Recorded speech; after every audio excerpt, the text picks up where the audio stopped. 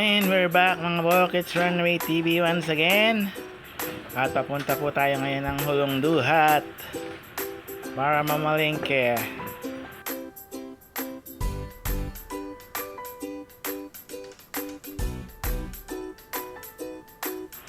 So napakaganda ng panahon ngayon mga bok, at tirik na tirik ang araw. Ayan. At ayan, pupunta nga lang tayo ng Hulong Duhat at may bibilin tayo doon.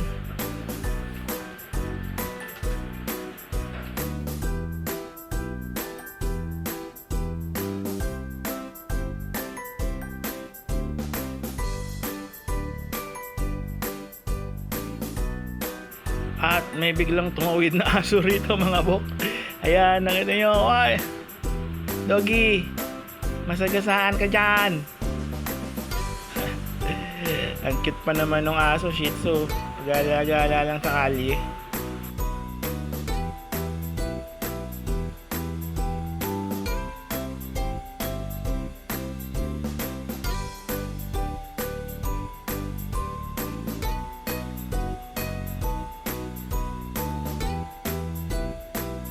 At dito na tayo sa tulay ng Dampalit mga bok.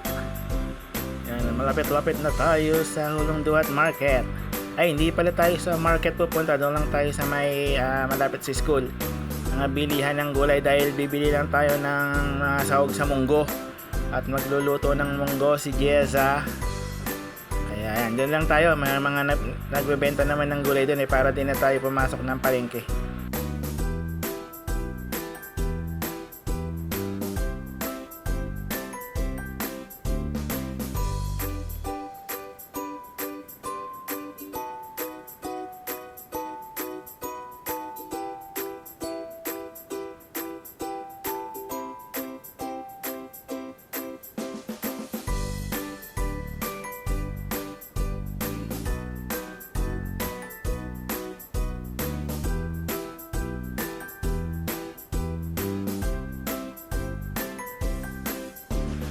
So ayan, dito lang tayo bibili, no? Ayan yung mga nakakariton dyan na gulay.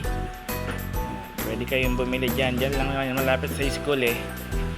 Pag medyo tinatamad kayong pumasok ng market, ayan dito may mga mabibili na kayo. Medyo mas mura dito, no? Kaysa dun sa loob ng palengke minsan. So ayan mga pinamili natin. Bumili tayo ng sibuyas at daon ng sili, munggo, ayan, hindi na rin tayo, at malunggay. So, ayan. Budget meal na ulam lang yan mga bok. So, magkano lang yan? 70 pesos lang yan. May masustansya na kayong pang ulam. Ayan, samahan nyo ng mga malunggay, ayan. At mga talbos-talbos.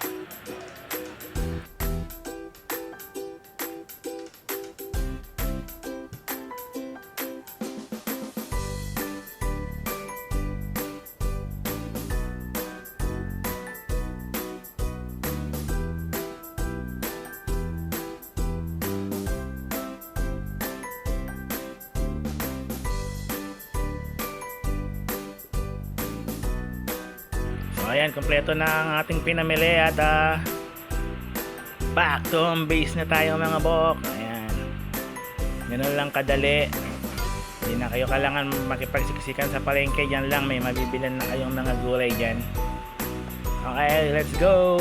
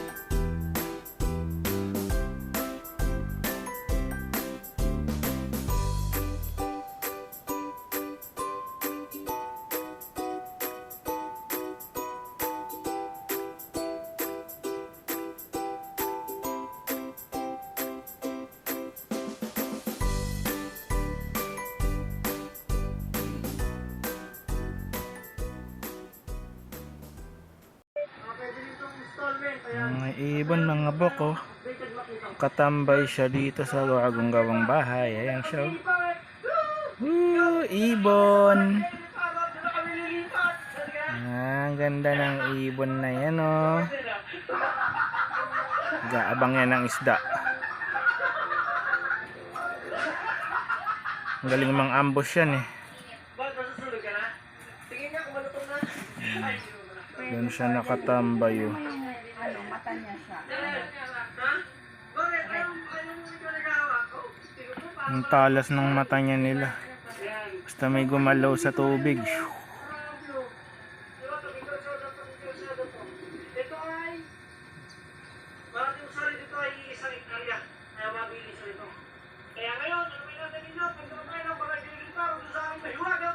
Ayan, oh. Diba? Ayun, ang galing, oh. Lumipat. Lumipat man siya. Nakakita na yan ng isda.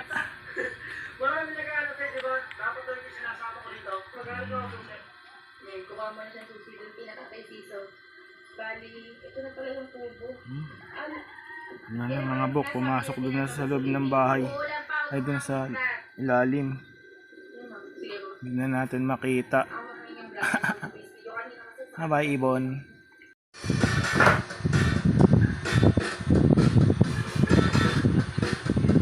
Et na naman. Ang gagawin yan. Nanonood siya ng showtime.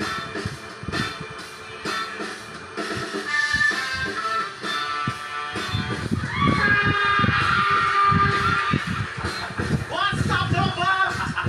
Nandito na po ang inyong balik-initang komedyante sa Pilipinas. Ako po si Raymond Soria, abidit ng Zamboanga. Actually guys, gutom na ako. Gutom kong kumain. Gutom kong magkikain. Sabi nila, masarap yung lunch dito. Gusto niya yung showtime. Okay, promote ko ngayon yung platform YouTube ko po. Please support me. Subscribe niyo po. Petit TV po.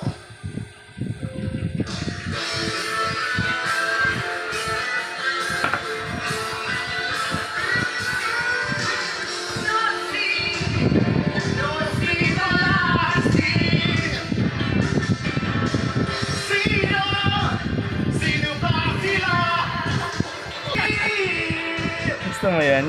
Sino? Sino ba sila?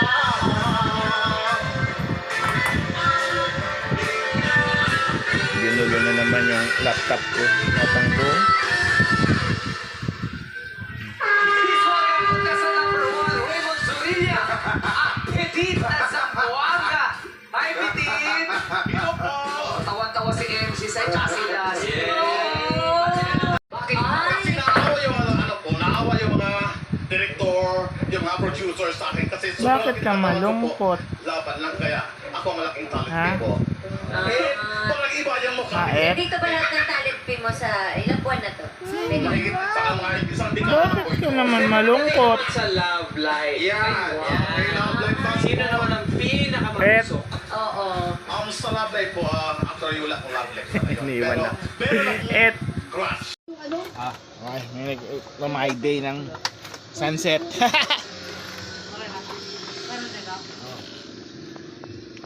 Wow, ayan oh. Buo yung araw ngayon eh. Oh. Last time naka-spread. Pero ngayon, ano, buo siya. Maganda pa rin.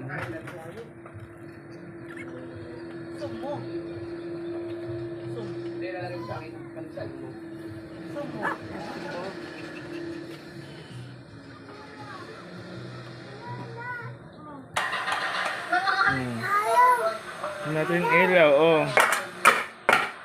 Kulit yan eh. Tingnan mo, oh. Naman niya kumakain. Siya, nakangalakal ng rice cooker. Oh. Kulit.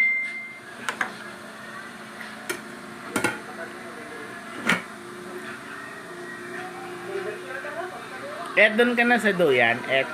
Pag-akit mo dyan, yan, yung taas. Et. Doon ka na sa duyan, be. Ayun yan, ganyan. Gusto mo na sa duyan? Uy. Duyan ka na rin, duyan na. We deserve the best when we put in the best. That should be your style. Hey, again and again, I choose Pure Foods corned beef. Every can, an expertly crafted masterpiece. 100% pure Sige, kain ka. juicy beefy goodness. Ensuring Yung mo tatapon. Alam mo, salin pa natin yan bukas, oh. Ang dami pa yan, oh. balikan ko. Sa akin, best pa rin. Choose Blue. Pure Foods corned beef. The pure standard.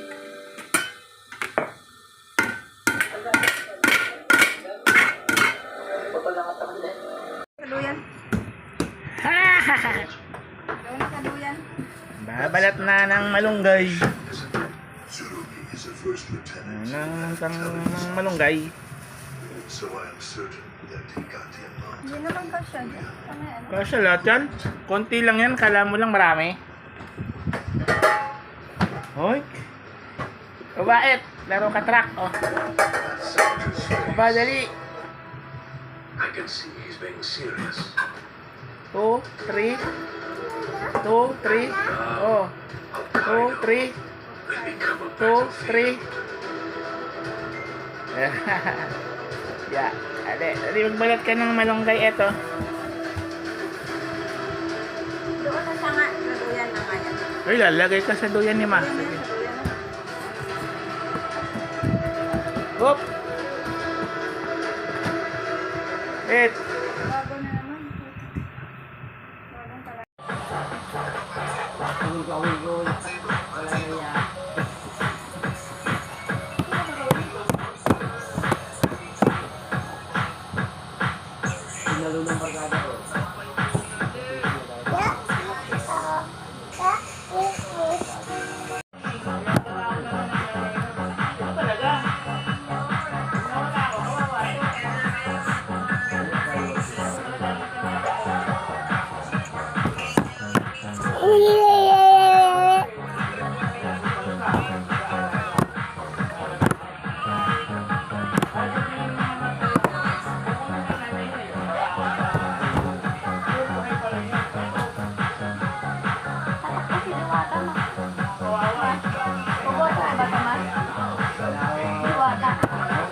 Bagong talaga. Nawala ng tatay ko.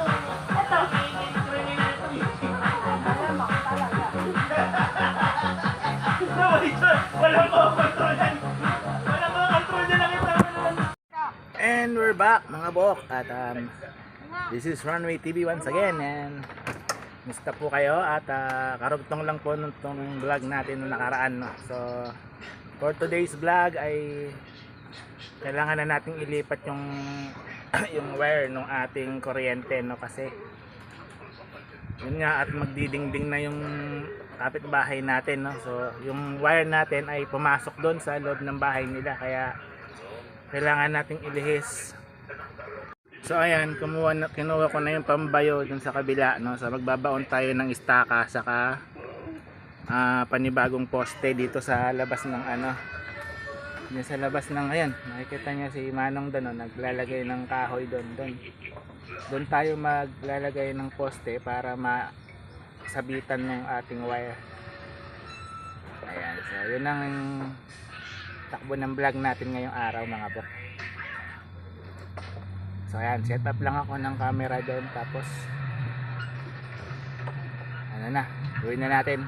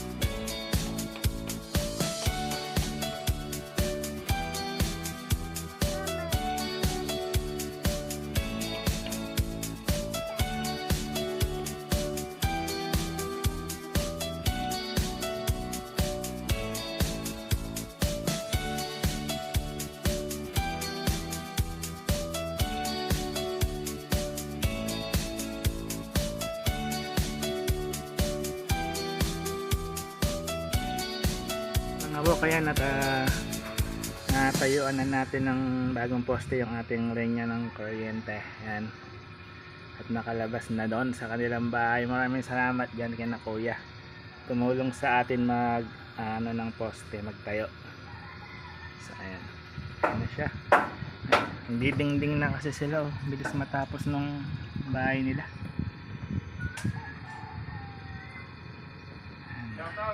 Shout out. Salamat sa pagtulong. Ayan. Ganda. Bilis lang. Okay na.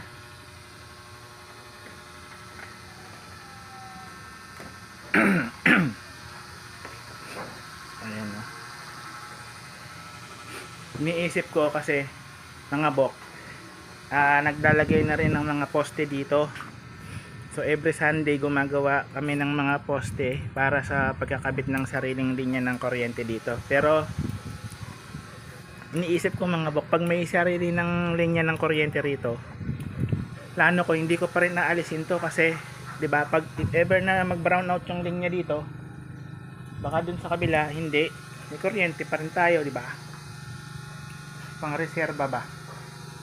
Kung hindi naman makakasagabal doon at ano, kasi 'di ba yung linya ng mga kuryente iba-iba yan eh. Pwedeng mag-brown out dito tapos dun sa kabila hindi brown out, kahit pa paano may pang suporta pa din tayo. So ayan, okay na. Ayan, ano namin si Princess, ginupitan, kabuhol-buhol na yung kanyang mga balahibo. So ayan, skinhead ngayon si Princess, wala siyang balahibo. Ayan, o Princess.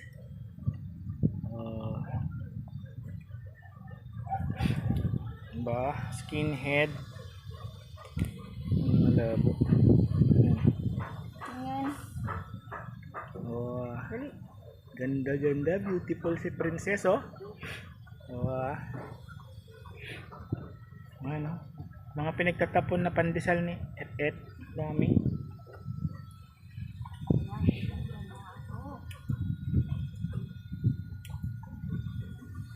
Kasi sobrang init ng balahibo na. Si Et, oh. Tutulog. Pinuyat kami niyan dahil nilagnat siya. Ayan, pinahilot siya kahapon kasi pila yung likot-likot eh.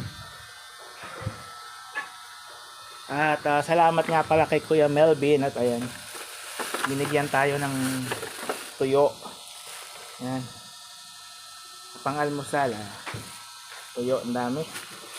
So ano na lang, itlog na lang ang ano natin, problema natin sa umaga.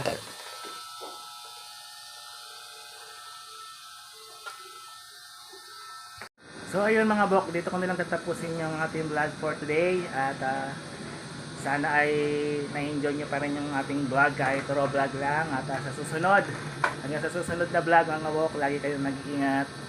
Peace out.